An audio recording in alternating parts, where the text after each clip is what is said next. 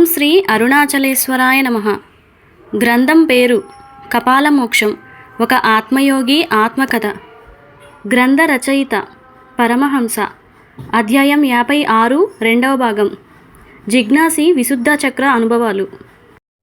ఇక జిజ్ఞాసి అనుభవాలు ఏమిటో చూడాలంటే మీరు ఇప్పుడు వాడి 5వ చక్రమైన విశుద్ధ చక్ర అనుభవాలు వాడు పంపించిన టెలిపతి ద్వారా వాడి విషయాలు వాడి మాటలలో మీరే చూడండి. మనవాడు నన్ను భయ్యా అంటం మానివేసి శివజ్ఞాని అని సంబోధించడం నాకే ఆశ్చర్యం వేసింది.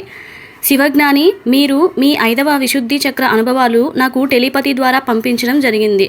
ఇంకా నల్ల సరస్వతి అనుగ్రహం మీకు లభించలేదని తెలిసింది.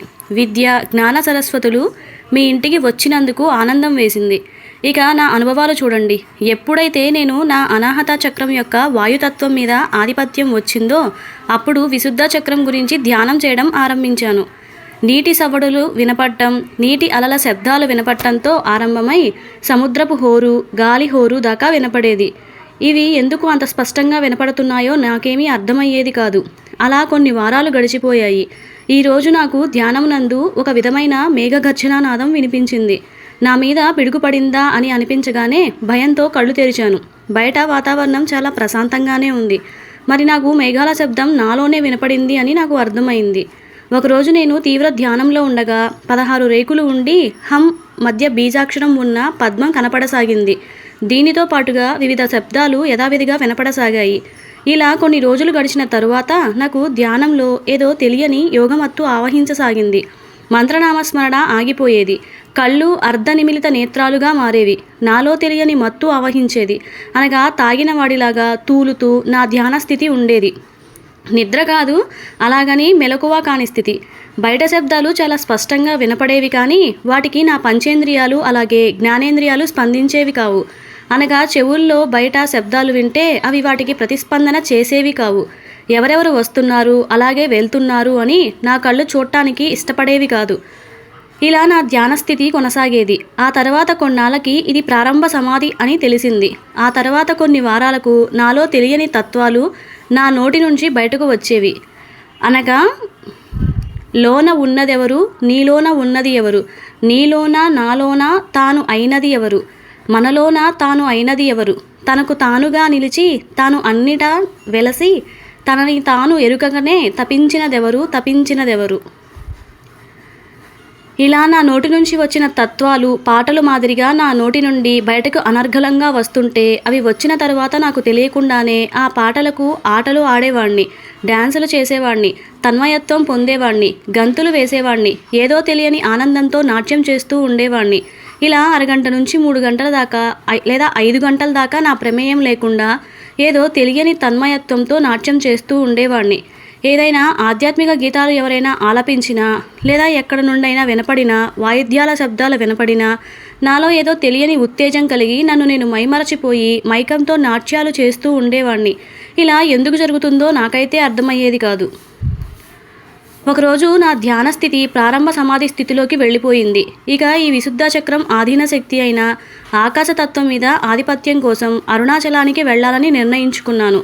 అరుణాచలంలోనికి చేరుకోగానే అక్కడున్న 18 మంది సిద్ధగురువులను యథావిధిగా దర్శించుకొని శబ్దనాద ప్రక్రియ సాధనలో 3.5 సంవత్సరాల తర్వాత ఆకాశతత్వం సిద్ధి పొందినాను.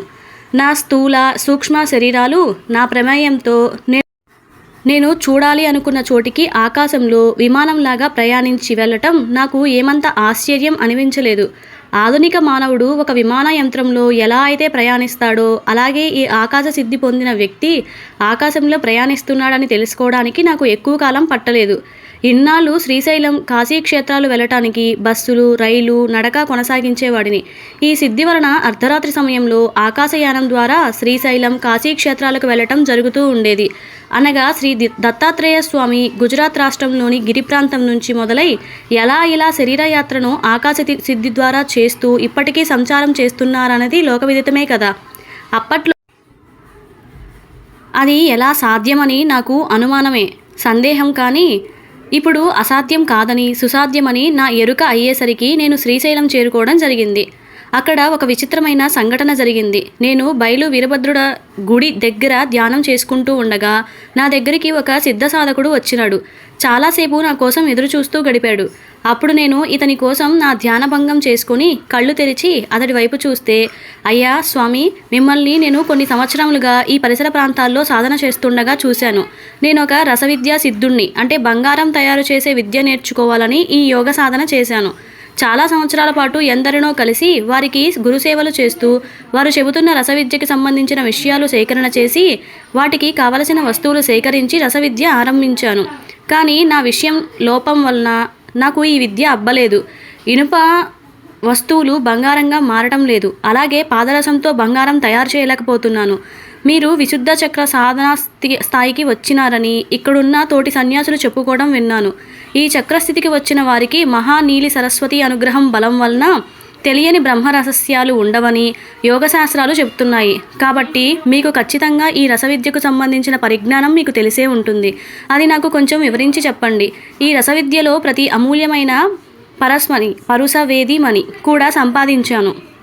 ఇదిగో చూడండి అంటూ ముదురు ఆకుపచ్చ నీలి వర్ణంతో ఉన్న ఒక రాయి లాంటి వస్తువును తన సంచి నుంచి బయటకు తీసినాడు. అయినా కూడా దీని వలన ఈ రససిద్ధిని పొందలేకపోయాను. దీనికోసం హిమాలయాల్లోకి వెళ్ళి 8 సంవత్సరాలు కష్టపడి శోధించి వెతికితే కానీ ఈ రాయి ముక్క లభించలేదు. నన్ను అనుగ్రహించి పుణ్యం కట్టుకోండి. నాకు సంబంధించిన ఈ రసవిద్య వస్తు సేకరణ చూసి ఎంతోమంది ప్రయోగాలు చేసి మతిభ్రమణం చెందేసరికి నాలో తెలియని భయం మొదలైంది. వస్తువులు అన్నీ ఉన్నాయి, కానీ ఎందుకు రససిద్ధి కలగడం లేదో నాకు అర్థమై కావడం లేదు.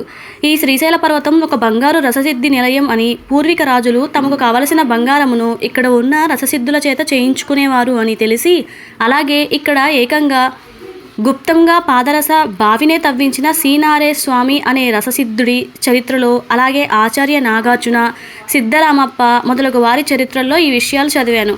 పైగా యోగి వేమన కూడా ఈ ప్రాంతంలోనే రససిద్ధుడు అయినాడని వారి పేరు మీద ఉన్న మఠం చూస్తే నాకు అర్థమైంది అంటూ చెప్పడం ముగించాడు. పరుసవేదిమణి. కానీ నాకు కూడా చిన్నప్పటి నుంచి రసవిద్య అనేది ఉందా, పరుసవేదిమణి అనేది ఉందా, ఇనుము బంగారంలాగా ఎలా మారుతుంది అనే ధర్మ సందేహాలు నన్ను వెంటాడుతూనే ఉండేవి కదా.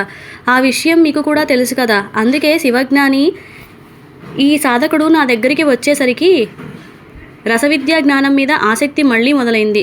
దాని మీద ఆశపడలేదు, కానీ ఆ విద్య ఉన్నదో లేదో అనే కుతూహలం తీర్చుకోవాలని, ప్రత్యక్ష అనుభవం ద్వారా అనుభూతి పొందాలని అనిపించి ఈ రసవిద్య బ్రహ్మరహస్యం ముడి విప్పాలని మహానీల సరస్వతీదేవిని ప్రార్థించడం జరిగింది. కొన్ని క్షణాల తరువాత నా మనోనేత్రం ముందు ఈ రసవిద్యకు సంబంధించిన దృశ్యాలు వీడియోలాగా కనబడసాగింది. ఆ తర్వాత ఆది రసవిద్యా యోగి అయిన సీనారే స్వామి కనిపించి రసవిద్యా రహస్యాలు వరుసగా బోధించడం జరిగింది. ఆ తర్వాత ఆయన ఆజ్ఞ మేరకు రసవిద్యా సిద్ధి ప్రాంతమైన హటకేశ్వర దేవాలయమునకు చేరుకోవడము జరిగింది. ఈ ప్రాంతంలోని భక్తుడికి మహాశివుడు ఒక కుండపెంకులో బంగారు శివలింగమూర్తిగా దర్శనమిచ్చినారని లోక కథనం. కానీ నిజానికి ఈ భక్తుడు రససిద్ధుడు. తన రసవిద్యలో విజయం సాధించడం వలన తన పాదరసలింగం కాస్త బంగారు లింగంగా మారింది. దానితో ఆయన పూర్తిగా వైరాగ్యం చెంది బైరాగిగా మారిపోయాడు. బంగారం విద్య తెలిసినవాడు బైరాగి అవక తప్పదు అని బ్రహ్మరాతలోనే ఉంది కదా. అలాగే సిద్ధరామప్ప అను రససిద్ధుడు కూడా ఇసుక రేణువులను బంగారపు రేణువులుగా మార్చేవాడని చాలామందికి తెలియని కథనం. రసవిద్యా జ్ఞానం పొందటానికి యోగి కావాలి. ఒకవేళ ఈ బంగారం మీద ఇతను ఆశపడితే బైరాగి అవుతాడు, లేదా పరమ యోగి అవుతాడని మహానీల సరస్వతి ఆదేశం అన్నమాట. మేమిద్దరం కూడా హటకేశ్వర ప్రాంతమునకు చేరుకున్నాము. అక్కడ ఒక మట్టి కుండ పెంకును తీసుకుని నేను ఒక పరుసవేది వేరును సంగ్రహించి దానిలో దాని రసం నింపాను. ఈ వేరు గురించి ఈ సాధకుడికి నేనేమీ చెప్పలేదు. ఆ తర్వాత పాదరసం తీసుకుని దానిని ఇతని దగ్గర ఉన్న పరస్మణి యొక్క రజం తీసి దీనికి కలిపి ఇలా 21 వస్తువులతో తయారు చేసిన మిశ్రమమును 1 అంగుళం పరిమాణంలో నల్లగా ఒక పొడిలాగా తయారు చేసి అతనికి ఇచ్చాను. ఈ కుండపై ఈ విధంగా తయారు అయిన మిశ్రమము అతని చేతికి రాసుకోమని చెప్పి ఆ తర్వాత ఏ వస్తువును తాకినా అది బంగారంగా మారుతుందని చెప్పాను. కానీ అతను నమ్మలేదు. పైగా ఇలాంటి మిశ్రమ పదార్థం కూడా ఎప్పుడూ చూడలేదు. అప్పటిదాకా ఎంతోమంది ప్రయోగాలు చేసినా ఈ విద్యలో ఇలాంటి మిశ్రమం వచ్చినట్లుగా లేదన్నాడు. దానికి నేను నవ్వుతూ ఆ మిశ్రమం అతగాడి చేతికి రాసి అక్కడే ఉన్న ఒక ఇనుప వస్తువు మీద పెట్టగానే అది బంగారపు వర్ణంగా మారటం గమనించేసరికి ఆ సాధకునికి ఆనందానికి అంతులేదు. ఇప్పటిదాకా అతను పుస్తకాల జ్ఞానం ద్వారా లేదా పాదరసమును ఇనుమును బంగారంగా మార్చడం విన్నాడట. ఆ తర్వాత నది ఒడ్డుకు వెళ్ళి నది మధ్యలో ఉన్న ఇసుకను నేను తెచ్చి అతడి చేతిలో ఉన్న ఈ మిశ్రమం చేతులలో పోస్తే అది కాస్త బంగారు రేణువులుగా మారేసరికి మా వాడికి బంగారం మీద సంపూర్తిగా వైరాగ్యం కలిగి బైరాగిగా మారిపోయాడు. ఈ మిశ్రమ పదార్థమును సర్వనాశనం చేశాడు. నాకు కావాల్సింది కూడా అదే. అతనిని రసవిద్య దాటించాలని నేను అనుకున్నాను. అతను దాటాడు. నేను ఎప్పుడో బైరాగి అయినప్పుడు కొత్తగా బైరాగి అవ్వాల్సిన అవసరమే లేదు కదా. నేను ఒక రసవిద్యా సిద్ధుడని ఇతనికి జ్ఞాపకం లేకుండా చేసి నా సాధనను కొనసాగించుకోవడానికి పంచదార పాలధార ప్రాంతానికి వెళ్ళిపోయాను. శివజ్ఞాని, ఇతని వలన ఒక జీవికి ఒక మానవ జన్మ వృధా కానివ్వకుండా చేసినందుకు నాకు సిద్ధరామ మీద గౌరవం, అలాగే తను రసవిద్యా మాయలో పడకుండా ఉన్నందుకు ఆనందం వేయడంతో నాకు వాడితో టెలిపతి తెగిపోయింది. ఇక నా సాధనా విషయానికి వస్తే ఈ చక్ర శుద్ధి వలన నాలో శబ్ద పాండిత్యం పెరగసాగింది. వివిధ రకాల గ్రంథాలు పుస్తకాలలోని మర్మరహస్యాలు తెలియటం మొదలైంది. కానీ నాలో తెలియని చింత మొదలైంది. అది ఏమిటంటే ఎవరో రాసిన పుస్తకాలు అలాగే గ్రంథాలు చదివి వాటి మీద అవగాహన పెంచుకొని కొంత పరిజ్ఞానం సంపాదించి నాలోని ఊహాశక్తితో ఏవో గ్రంథాలు నేను ఇంతవరకు రచించడం జరిగింది. నిజానికి ఇందులో నా సొంత జ్ఞానం తక్కువ అని నాకు అర్థమైంది. నేను సొంతగా తత్వాలు కానీ పాటలు కానీ గ్రంథాలు కానీ రాయటం చెయ్యాలని కుతూహలం నాలో మొదలైంది. ఎందుకంటే అరుణాచలవాసి అయిన మౌన యోగి అయిన శ్రీ రమణ మహర్షి కూడా ఈ చక్రస్థితికి వచ్చేసరికి అమితమైన జ్ఞానపరమైన ఊహాశక్తి పొందటం జరిగింది. కానీ ఎప్పుడూ లోకానికి తెలియచెప్పలేదు. ఈ విషయం గమనించిన తన ప్రియ శిష్యుడైన కావ్యకంఠ మహాముని యొక్క తీవ్రమైన ఒత్తిడి కారణంగా ఒక మహాశివరాత్రి రోజున రమణ మహర్షి తన ఇష్టదైవమైన అరుణాచలేశ్వరుడి మీద కొన్ని శ్లోకాలు అనర్గళంగా చెప్పడం జరిగింది.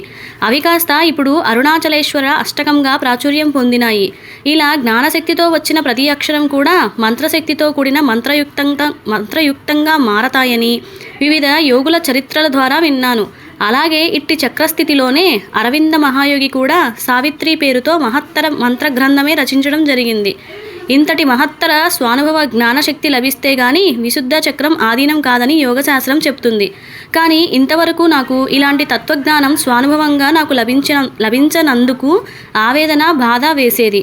దానితో నాకు ధ్యానభంగం అయ్యేది. ఇలాంటి జ్ఞానశక్తి పొందాలి అంటే మహానీల సరస్వతి అనుగ్రహం పొందాల్సి ఉంటుందని తంత్రశాస్త్రాలు చెబుతున్నాయి.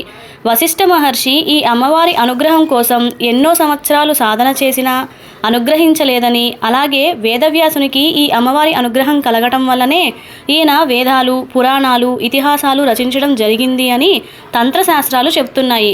మరి నా పరిస్థితి ఏమిటో నాకు అర్థం కాలేదు. వశిష్ఠ మహర్షికే దిక్కులేనప్పుడు మరి నాకు దిక్కేమిటి అని పరిపరి విధాలుగా ఏడ్చేవాడిని. అలాగని చక్ర సాధనను ఆపేవాడిని కాను. దాని పని అది చేసుకుంటూ పోయేది.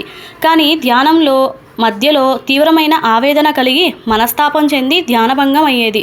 ఇలా కొన్ని నెలలు గడిచిపోయాయి. నాలో ఎలాంటి మార్పు కనిపించేది కాదు. నాకు తోడుగా ఏడుపే ఉండేది. మహాసరస్వతిని అడగని క్షణం ఉండేది కాదు. నాకేమో ఒకసారి అలాంటి మహత్తర జ్ఞానశక్తితో కూడిన ఊహాశక్తి కలిగితే ఎలాంటి అనుభూతి కలుగుతుందో స్వానుభవంగా పొందాలని ఆరాటం రోజురోజుకి పెరుగుతుంది కానీ తగ్గటం లేదు. దానికి తగ్గట్లుగా బాధ, ఆవేశం, ఏడుపు కూడా పెరుగుతున్నాయి.